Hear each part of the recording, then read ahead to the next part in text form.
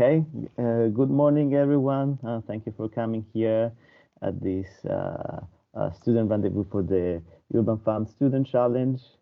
And I remind you that we are recording this session, and I'm pleased to welcome here Lena Hanses, which will be our guest today. And she will talk about the location in Stockholm, so pretty much related to what you're going to do for this competition.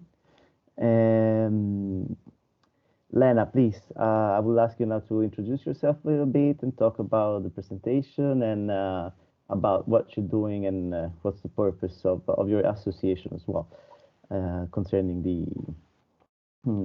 with concern to the Urban Farm Student Challenge project. Please, the floor is yours. Thank you very much.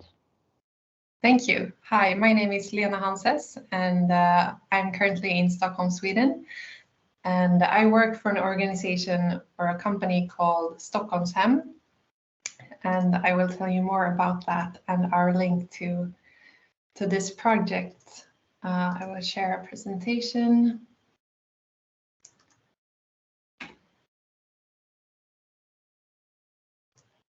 Can you guys see the presentation? Perfect. So the Stockholm location is in Solberga. And if you have seen the film that is on the Urban Farm's website, you will recognize this picture. This is from the actual garden space that we would like you to focus on. But first, I would like to say a few words about Stockholmshem. Stockholmshem is a public housing company, and that means that we are owned by the state and by the municipality of Stockholm. And we have 30,000 apartments around Stockholm, both in the city center and in the suburbs. In Solberga, we have 2,000 apartments, so that's quite a lot of people living in Stockholmshem apartments. And in Solberga, we also have an innovation project called Gröna Solberga that translates to Green Solberga. And I am the project manager for Gröna Solberga. So this innovation project means that we try out new ideas to challenges that we have in the housing sector. For example, it could be like heavy rainfalls. How do we make sure that we don't get water into the basements of the buildings? But it can also be social projects. For example, how do we get neighbors to talk more, and how do we create safety and a nice and friendly neighborhood? So this picture is from a little outside farming area that our tenants have created in Solberga. So this is actually in the other part of Solberga from the Urban Farms location that we have chosen. So we would like for something like this, but preferably a bit more innovative and a bit more structured to be created. So I don't know how many of you have been to Sweden or to Stockholm, so this is my attempt of giving you an idea of what Stockholm looks like. So I have pointed out the Old Town, the ABBA Museum, and the Avicii Arena, just to give you a sense of the city. So Solberga is in the southwest corner of this map, and it's a little bit outside of the inner city center, but it's still very accessible by metro and commuter train and bus.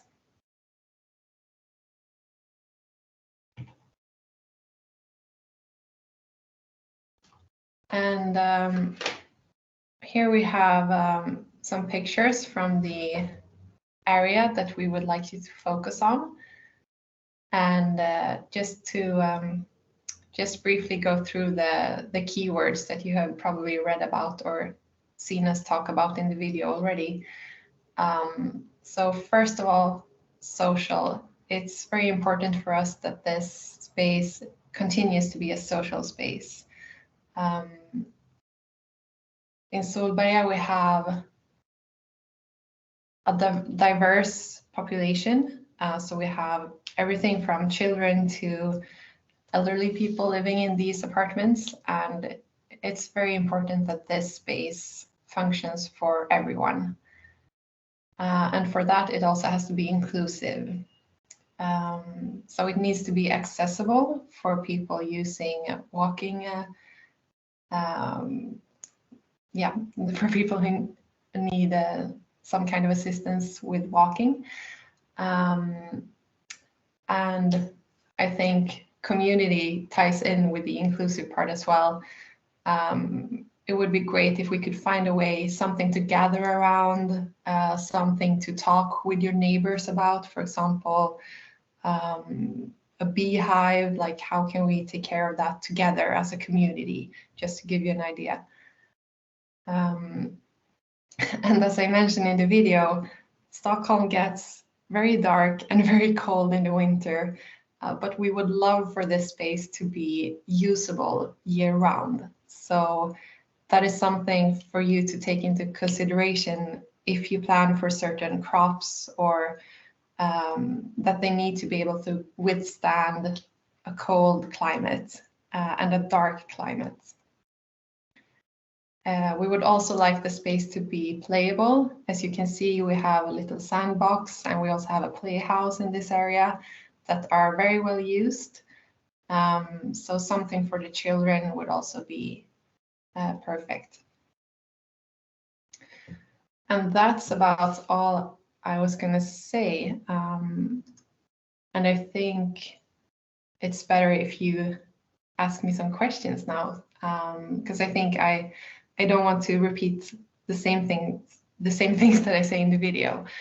But that's just a brief introduction to the Stockholm space.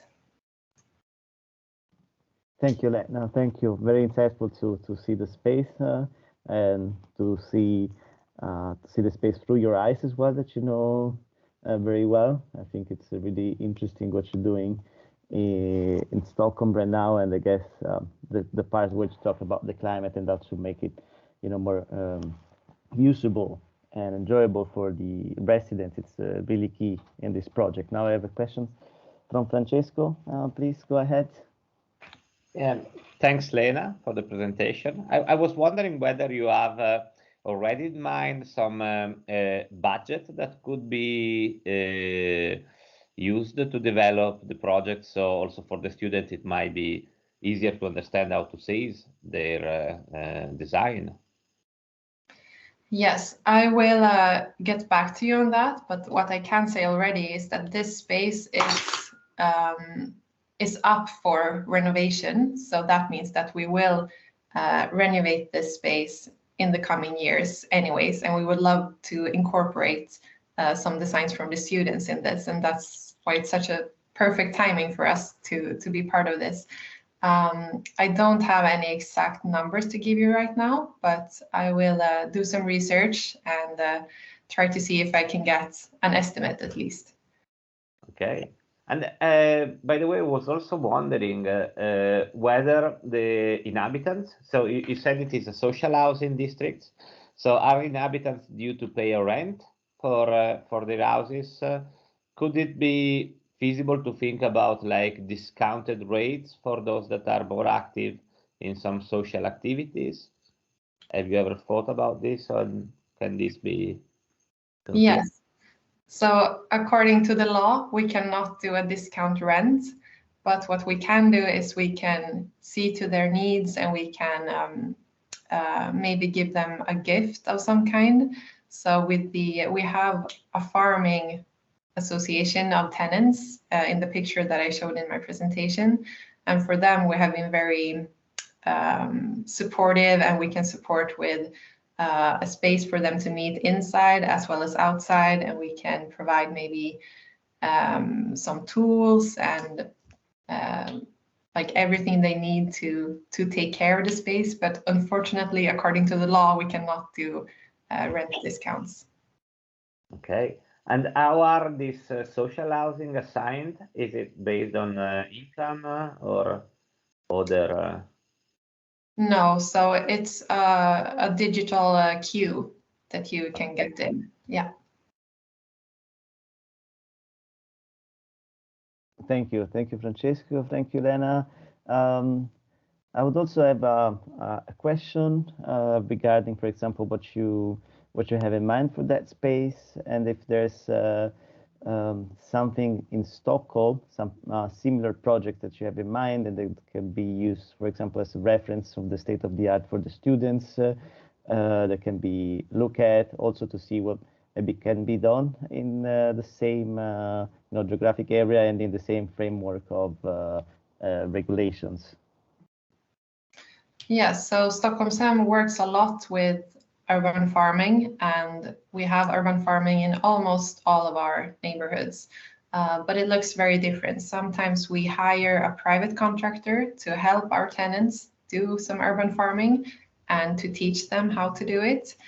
And sometimes we have a lot of beehives around the city, so we have a company who operates the beehives together with the tenants. But it's very different from neighborhood to neighborhood. Like if we have a strong neighborhood community, as we do in Solberga with the farming association, they contacted us and wanted to start this association and wondered if we could support them. So I would say in Solberga, there's definitely an interest to do urban farming, which is also why I think this project fits so well. But we would really like to try something new. We have lots of like small garden areas that tenants can rent, and that's been very popular during the pandemic as well. We have seen an increase in applications for tiny little outside gardening plots. So I would say there's definitely an interest, and I can for sure send you some links and pictures to other urban farming areas that we have around the city. But I think what we really are looking for is something new, something exciting, something that's not been done before, if that's possible. It's a huge challenge, I know, but I think what we're aiming for is really to think outside the box, and we would love for this to be something new that puts Solberga on the map in urban farming terms. Thank you, Lena. Very clear, very interesting as well. And thank you for giving us this challenge. I think students will appreciate that very much. Francesco, please go ahead. Yeah, well, from the video, it wasn't fully clear to me. So basically, there is little radiation in several months in locally because of the sun angle. But is it also because there are a lot of trees and the buildings around are enclosing the space? So do you see that any plants could grow there without artificial lighting, or do the students need to also to consider lighting as a prerequisite for the project? That's a great question, and I think we already have plants growing there, so yes, stuff can grow without artificial lighting. But if we want to keep it green year-round, then maybe artificial lighting is needed. On the other hand, that is also more expensive. So I would say that's really a tough call to make. But if we can incorporate artificial lighting in a way that makes sense and that's really innovative, I would say that could be nice. But the answer to your question is yes, things can grow without artificial lighting. Okay, thank you. And is water an issue in your opinion? Should students consider collecting rainwater, or is it freely accessible and there is plenty of water there? Water is accessible. We have taps on the building so that you could easily plug something into. But ideally, if we could collect rainwater and reuse it, that would be really nice. Yeah, I would imagine also the building around can be used as a rainwater collectors, possibly. Exactly, and that's also a way for us to make sure that the water doesn't go into the basements of the buildings. Yeah. So these are old buildings. They've been here since the 50s, and in the 50s, we didn't build houses according to the heavy rainfalls that we see today because of climate change. So that's definitely an issue to take into consideration. And how many inhabitants do you think this project will serve? So in total in Solberga, we have 2,000 apartments. So that's around 3,000 to 4,000 people. And in this particular space, I would say it's maybe 500 residents that would be in close contact with the project. But then, of course, if you have this exciting urban farm a block away, I think you would go there. So I would say we have a scope, I would say, from a few people to a lot of people. And a technical question would be, is this land that students can use to make their design, is it public land?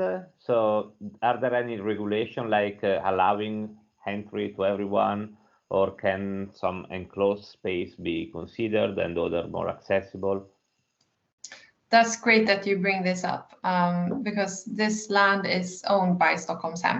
So it is our land and we can do not anything we want. It still has to be within the codes and regulations, of course, but a lot of things are possible since it's Stockholm who owns the land. And you can build, you can realize built structures. So like a greenhouse, or is there any specific permission that shall be taken, or deposit for tools? Greenhouses are possible. I would say if there are more solid structures, then it's way more complicated. And the same with electricity. That is also something that we have to look at more closely. But since Stockholm owns the land, yeah. And do you have any data about the age of the local population? Because you were talking about elderly having access and then younger. How is this 500 people living close by? How are they in terms of age class? Or? Yes, so I have the data, but it is in Swedish, unfortunately. But I think the numbers, you could probably understand them anyways, because it says like 18 to 64, this many people. So I have sent the link to that to you, Eliza. So it should be in your archives. But what we can see is that, so Solberga was built in the 50s and 60s, and that's when a lot of people moved there. But the people that moved there in the 50s and 60s are getting older and older and slowly disappearing from Solberga. And now we see an influx of young families moving in. So we have a generational shift in a way.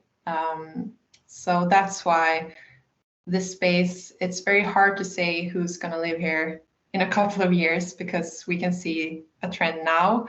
But maybe this garden will be used by teenagers in a couple of years, since we see children moving in now. Do you see a change also in the different cultures that inhabit the buildings, or when this shift is happening? Yes, so what we can see from statistics is that Solberga, the majority votes like socialist left instead of right conservative. And we can see that people care about their environment. We have a very high rate of people responding to our surveys in Solberga. And I would say also, when you think of younger families moving in, they have another ability to purchase goods and services than the elderly population that has lived here previously. So I think we will also see an increase in the medium pay in Solberga, which is slightly under the medium for Stockholm at the moment, but I think we will see an increase in that in the coming years. Sorry, I'm monopolizing the question, but I'm quite curious also about the interaction between the newcomers and the elder ones. Do they have relations? Do they have any like place to exchange, to build communities, or would this be the first step toward creating a community there? Well, we would hope that this space contributes to that, because that's something that we're struggling with as a housing company as well, to incorporate the new tenants with the old tenants. But we do have, sorry, I'm searching for the words in English in my brain here. We do have a football field close by, and that is used both by the elderly citizens and the younger ones, of course. So I would say that's a place for them to meet, even though they may be there during different times. So the elderly people have this games that they play during the day, and then maybe the football practices are in the evening. We also have a big playground that is used by a lot of people, and especially during winter time, you can go there in the snow and you can go sledding down the little hills, or you can go have a barbecue with your friends. And I would say that's also a space where people meet. If you, maybe there isn't any, but if you had to think about some issues or problems that the district is facing and that could be improved by the project, what are the main topics you would like students to think about? Yes, so Solberga is very close to a commuter train station that's called Älvsjö. And in Älvsjö, there has been some problems with people taking drugs at the station, and it's been it is currently on the Swedish police does a list every year, and they put neighborhoods on it which are seen as not as safe as they should be. And Älvsjö and Solberga is currently on that list. And that has to do a lot with Solberga is grouped together with Älvsjö, and in the Älvsjö train station there can be some stuff going on. So I would say that's something to have into consideration as well, that okay, so this might not be the